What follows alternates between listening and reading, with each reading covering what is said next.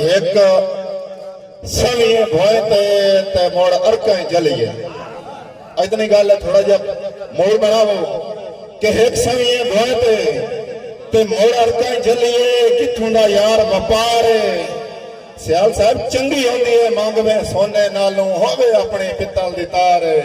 मेहरबानी जी, मेहरबानी मलिक साहब, बहुत मेहरबानी जनाब मलिक साहब, बहुत मेहरबानी कि एक सविए भोए ते मोड़ अरका चलिए ए किथों दा यार व्यापार वो चंगी होंदी है मंगवे सोने नालों होवे अपने पित्तल दी तार।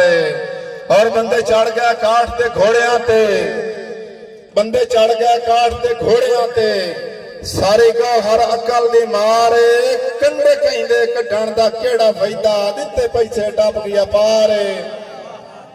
इतनी गल है, मेहरबानी करो थोड़ा जी बुलंदी हम सो मारो लदिता साहब भाई तुहाडे मुंह ते ये गल्लां ठांदियां इन्हां पहले दसो गलतियां मेरियां मार सिकंदर साहब कि तुहाडे मुंह ते ये गल्लां ठांदियां इन्हां पहले दसो गलतियां मेरियां तुहाडी जात ते आसे वेस पिया ते तू भी कर गियो हेरा फेरियां और असी माड़े हासे झल गई हैं तैनू संगता ढोल वडेरियां ताई पारों अजकल घोली रखना है नफरत दियां साख्तां नेरियां।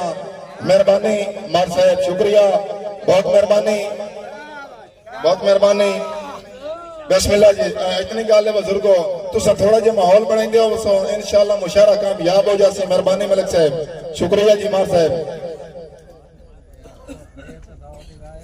और उस्तादा तो इजाजत लेंदे हैं खोर दौड़ा के बुजुर्गो तुहाडे वास्ते कि बंदे बंदे बंदे गल्लां तां करनो कार बहांदे ना अपना पिछलग नहीं वेथे लगे नहीं बेवे उस वेले ढोल वजदे किसी गल नूं ठग नहीं वेथे।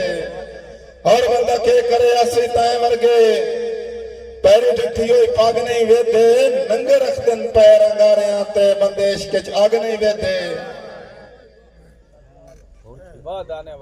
मेहरबानी और असा हर वेले तुहां दियां मन्नी रखियां ते गल एक भी मोड़ी काई ना सन घर नूं आसे लाई रखिया उका काई शै जोड़ी काई ना। और कखू हौले हासे बेशक पर साडे संगत पे लोड़ी काई ना। सियाल साहब तैं ढोल दी मर्जी प्यार आले असा कसर ता छोड़ी काई ना। मेहरबानी यार नहीं बुलेंदे पे हकीकत है दुख लगता पिया थोड़ा जिहा बोलने नाल हकीकत कुछ भी नहीं होंदा यार थोड़ा जिहा ज़हन फ्रेश हो जांदा अगले दौड़े वास्ते दिल आता। एक बारी ताड़ी मारो ना मियां फराज।